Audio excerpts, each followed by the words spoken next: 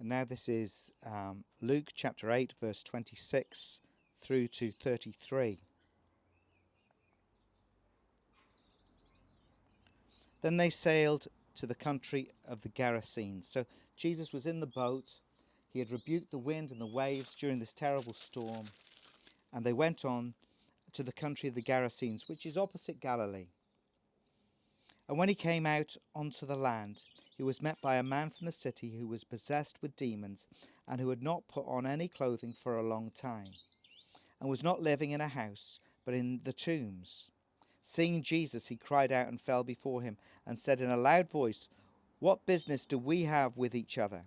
Jesus, Son of the Most High God, I beg you, don't torment me." For he, that's the Lord Jesus, had commanded the unclean spirit to come out of the man. For it had seized him many times.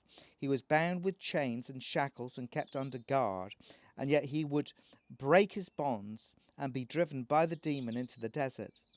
And Jesus asked him, "What's your name?" And he said, "Legion," for many demons had entered him, and they were imploring him not to command them to go away into the abyss.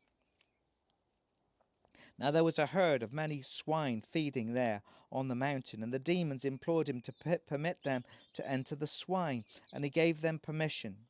And the demons came out of the man and entered the swine, and the herd rushed down the steep bank into the lake and were drowned.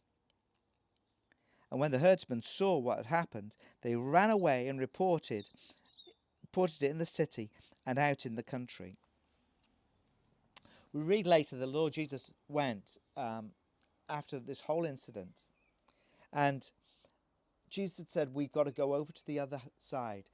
And Jesus comes, and it would seem to me that he comes over, God calls him and his disciples across the lake for this one man. The Lord Jesus leaves the 99, if you like, the 99 Jewish people, and he comes for the one. And what a one! What a one! This is a terrifying man, a terrifying man. He had been put under guard and had been bound with chains and shackles, and yet he would break chains. I'm sure their chains weren't as sturdy as our stainless steel chains that you might have now, but nonetheless, even a weak chain, people can't break them, but this man could. He was he was like a man mountain. You didn't mess with him. You would be frightened. You would avoid him at all costs. You would stay away from the tombs if that's where he was. And this is the reason Jesus came, the worst of the worst, the most fearsome of the fearsome, the most terrible of the terrible people. Jesus came to seek and to save that which was lost, and he came to this man.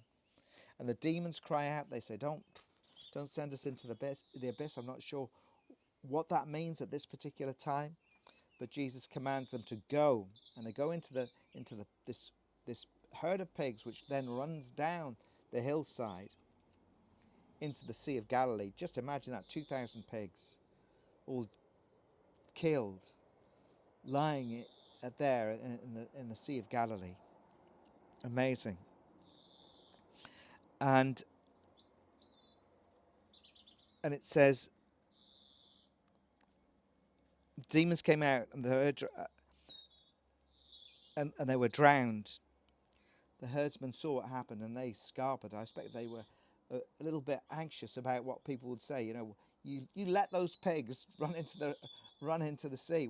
Well, they didn't have much chance, but so they wanted to get back as soon as possible to tell everyone what was going on, and so they did. And Jesus has got the authority and the power. He comes for the one in the Gerasenes.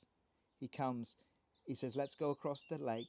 And even though we are faced by trials and tribulations, we're going to go there, and God is going to bring a great deliverance, which he does.